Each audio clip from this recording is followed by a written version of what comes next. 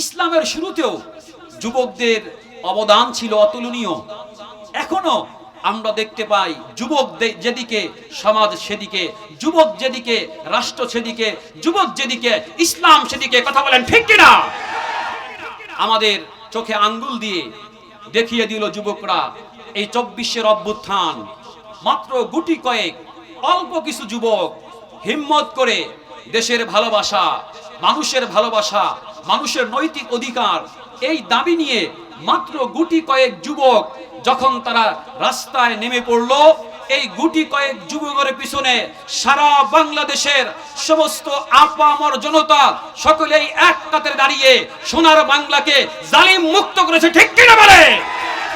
এই সোনার বাংলাকে ফ্যাসিস্ট মুক্ত করেছে, জালিম মুক্ত করেছে গুটি কয়েক যুবকের এই প্রচেষ্টা এবং মেহনত। ঠিক কিনা?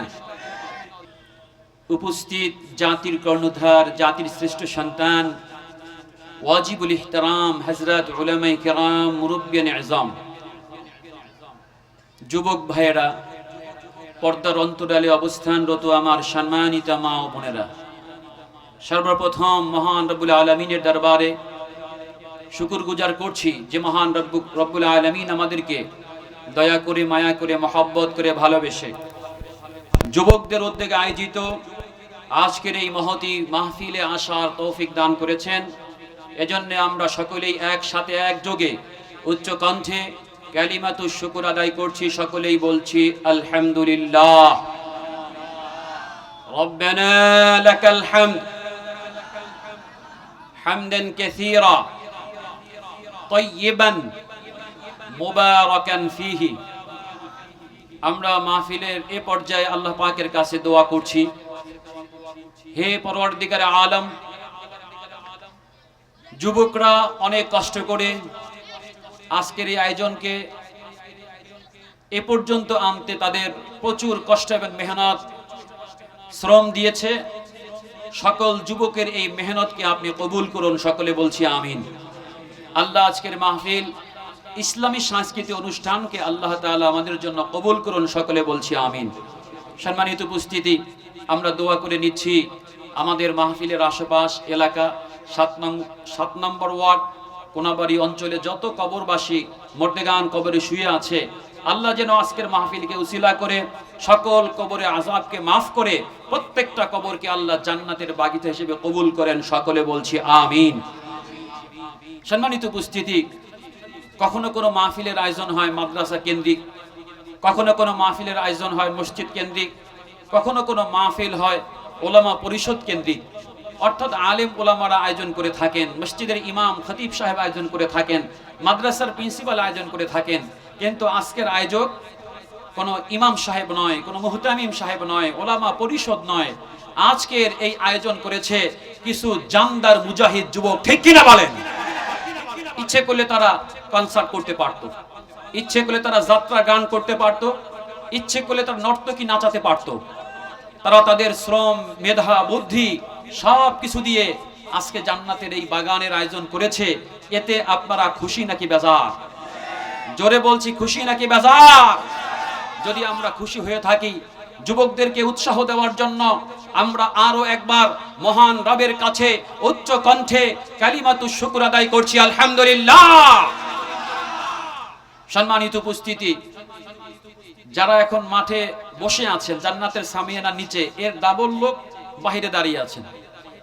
আমার কাছে মনে হচ্ছে তাদের মনে মনে একটা ভয় আছে যে যদি সেখানে গেলে কিছু জরিমানা গুনতে হয়, অথবা আল্লাহ খুশি হয়ে যায়, শয়তান বেজার হয়ে যায়, এমন একটা ভয় তাদের অন্তরে আছে কিনা আমার জানা নাই। অথবা যদি আল্লাহ আমাদেরকে মাফ করে দেয়, এমনটা হতে পারে।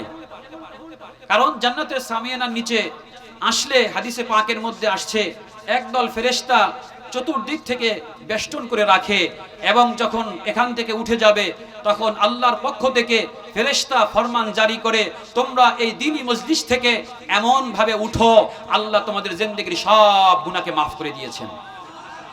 অতএব এটা জান্নাতের সামিয়ানা, জান্নাতের প্যান্ডেল, জান্নাতের বাগান।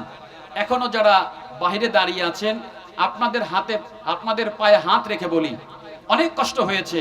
আমাকে যুবকরা যখন ইস্তেকবাল করেছিল, তখন এক যুবক বলেছিল, হুজুর 1 মাস যাবত এই মাহফিল করতে আমাদের অক্লান্ত পরিশ্রম করতে হয়েছে। ছোট্ট ছোট যুবক, ছোট্ট ছোট বাচ্চা, এরা এই মেহনত করেছে। যদি আপনারা না বসেন তাহলে ওদের মন ভেঙে যাবে। এজন্য যেখানে মাইকের আওয়াজ যাচ্ছে অথবা আশেপাশে আমরা দাঁড়িয়ে আছি, আপনাদের পায়ে হাত দিয়ে বলছি, এই সকল যুবকদের উৎসাহের জন্য, মনোবলের জন্য, ঈমানকে তাজা করার জন্য, ওদেরকে সহায়ক হিসেবে আজকের মাহফিলকে কবুল হওয়ার জন্য, সুন্দর করার জন্য আমরা সকলেই বসে যাই। বুঝবো তো ইনশাআল্লাহ? সম্মানিত উপস্থিতি, আজকের এই আয়োজন যুবক এবং শ্রমিকদের পক্ষ থেকে পৃথিবীতে যা কিছু ঘটেছে, পৃথিবীতে যা কিছু করেছে, এর উল্লেখযোগ্য সব ভূমিকায় ছিল সমাজের যুবক। ঠিক কিনা বলেন? এমনকি ইসলামের শুরুতেও যুবকদের অবদান ছিল অতুলনীয়। এখনো আমরা দেখতে পাই যুবক যেদিকে সমাজ সেদিকে, যুবক যেদিকে রাষ্ট্র সেদিকে, যুবক যেদিকে ইসলাম সেদিকে। কথা বলেন ঠিক কিনা? আমাদের চোখে আঙ্গুল দিয়ে দেখিয়ে দিল যুবকরা এই 24-এর অভ্যুত্থান।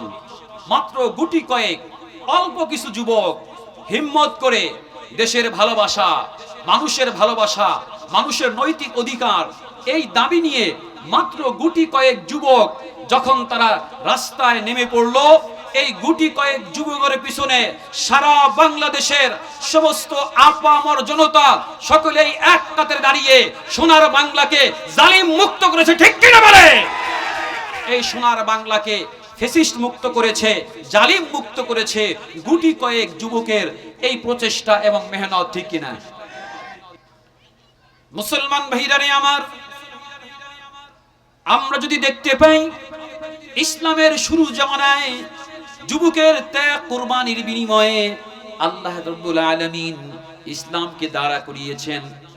আমরা জানি ইসলামের শুরু জামানায় যখন মুসলমান আস্তে আস্তে বাড়তে ছিল, মুসলমানদের উপরে জুলুম, নির্যাতন, স্টিম রুলার কাফেরদের পক্ষ থেকে আবু জেহেল, উতবা, সাইবা, আবু সুফিয়ান সহ এই কাফের মুশরিকরা যখন মুসলমানদের উপরে জুলুম করতেছিল, এক সময় এমনটা হলো আল্লাহর হাবিব সাল্লাল্লাহু আলাইহি ওয়াসাল্লামকে দুনিয়া থেকে বিদায় করে দিবে। নাউজুবিল্লাহ বলুন। আল্লাহর রাসূলকে দুনিয়া থেকে বিদায় করে দিবে। কাফেররা সকলে একমত হয়ে গেল।